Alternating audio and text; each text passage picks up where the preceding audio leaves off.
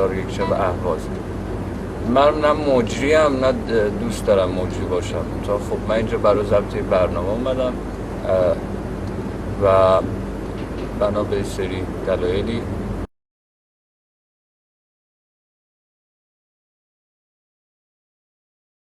بسکشین اشکامو ببین داری التماس کنم نری دستا تو دستامه ولی دلت نمیدونم کجاست چشمات به یه چشم کیه که اینجوری سر به هوا خودم دیدم دستای اون. دوباره سلام، خیلی وقتتون رو نمیگیرم. این شما و ایشون آقای محمد یاوری.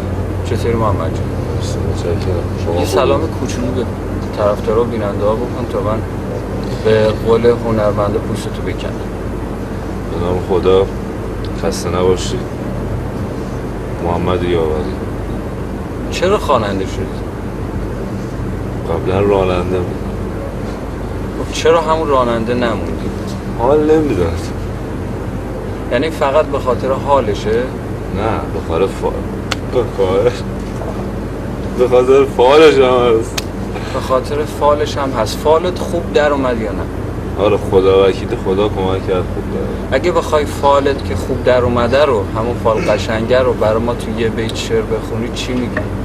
تو یه بیت شعر میگم که هنر نزد ایرانی ها نست و بس. باریکلا، هنر نزد ایرانی ها نست و بس. کارای این برای آبی رو بیشتر گوش میدی یا اون برای آبو؟ معمولا کارای این برای آبی رو الان بعضیا که تو خونه نشستن یا محل کارشون دارن برنامه رو میبینن، همچین دلشون داره زغزغ میکنه من این سوالی بکنم تا الان نمیپرسم که خورده اذیتشون میکنن. همون نمیپرسم. صدات میگن خیلی شبیه یه نفره، خودت اینو قبول داری؟ صدام، ببینید خب صداها معمولا شباهت خیلی توشون به وجود اومده، یعنی خیلی خواستن تقلید کنن. البته تو شکر مونه کلمت، من اینو بگم از نظر علمی اصلا توی دنیا ثابت شده، یعنی عالمان فن صدا و پژوهشگران فن صدا، کسایی که فوق العاده تخصصی مبحث صدا و صوت رو روش علمی به قول معروف میشه گفت که بحث کردن و خوب میشناسن صدا رو، به این نتیجه رسیدن که هیچ دو نفری در دنیا نیستن که یک فرکانس کاملا یکسان صدا داشته باشن. کاملا. ولی متاسفانه ما گوش هامون عادت کرده وقتی یکی بیس میخونه یکی دیگه هم بیاد بیس بخونه میگن بیس یعنی چی؟ بعضیا نمیدونن. بیس یعنی صدای زمخت، باس، باریتون، یعنی صدا کلوفت. آره، صدای کلوفت و زمخت. وقتی یکی صدای کلوفت و زمخت میخونه اکثرا فکر میکنن دیگه آره همون اون خبر هست. پس یعنی قبول نداری که این صدات تقلیدی از یه صداییه که موفق بوده و تو به پیوست و با پشتیبانی اون صدا به اوج رسیدی؟ ببینید من قبول ندارم یک، ولی کن نمیگم شباهت هایی نیست، هست، ولی خب تقلید نیست، یعنی من مقلد نیستم. متاسفانه جا افتاده اینجوری. زندگی بالا و پایین 100,000 بار دارد، چرخ بازیگر از این بازیچه ها بسیار دارد. عاشقی راه نجات است، گر دهی دل میتوانی. خودم دیدم دستای اون تو را نوازش میکنه، بسی که ساختم تو دلم داره خرابش میکنه. شما مجوز نگرفتی؟ من اقدام کردی اصلا؟ نه. واقعا اقدام کردی؟ اقدام نکردی. خب آقا پسر خوزستانی، از اینکه داری توی استان خوزستان، شهر خیلی زیبا و خیلی گرم اهواز کار میکنی، راضی هستی؟ والا راضی که کم و بیش آره.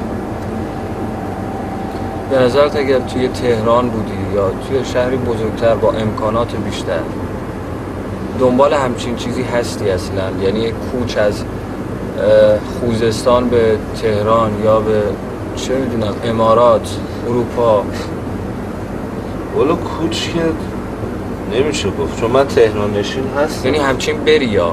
کلا ببین تهران نشین هستم، از تهران نشین بودم، ولی که بخوام برم حالا شاید دبی یا اون کشورهای خلیج برم، شاید هم دیگه اصلا موقعیت پیش اومد رفت. خدا رو چه دیدی تا الان خدا ما رو ساپورت کرده، انشالله که هرچی خیر و برکت داره برای همون پیش بیاد. نظر بچه محلات چیه؟ بچه های اهواز، یعنی اون محمد یاوری که مثلا 15 سال پیش تو کوچه با هم فوتبال بازی میکردین یا چه میدونم با سنگ هم پرت میکردین طرف هم دیگه بازی ها، اون محمد یاوری از دید بچه محلات هنوز همون محمده یا همچین یه خورده کم رنگتر شده توی محلشون؟ ببین من 15 سال پیش توی شهرستان زندگی میکردم، توی شهرستانی به نام ایزه یا همون انشار. بله. یه شهر همچین جمع و جور و خوشگل و خوش آب و هوا بود. آره میشنوم که پشت سرم صحبت شد که آره محمد یاوری الان به یه جای رسیده خودشو میگیره و فلانه و احمانه و تو ناگفته نماند. بعضی وقتها ایجاب میکنه که آدم از خیلی چیزها دل بکنه، قطعاً. بله. تا به اون هدفی که میخواد برسه. اگر محمد یاوری الان با رفیقش بره بیرون باید ببینه موقعیت اجتماعیش چطوره، آیا میتونه بیرون که میره راحت مثلا این بر بره یا اون بر بره یا مثلا بره تا سر نقش رو برگرده. یعنی اینکه مردم تو رو بشناسنت برای گرفتن عکس یادگاری یا امضا بریزن دورت، این ناراحتت میکنه؟ وحشتناک خیلی. خب شما برای همین مردم مگه کار نمیکنی؟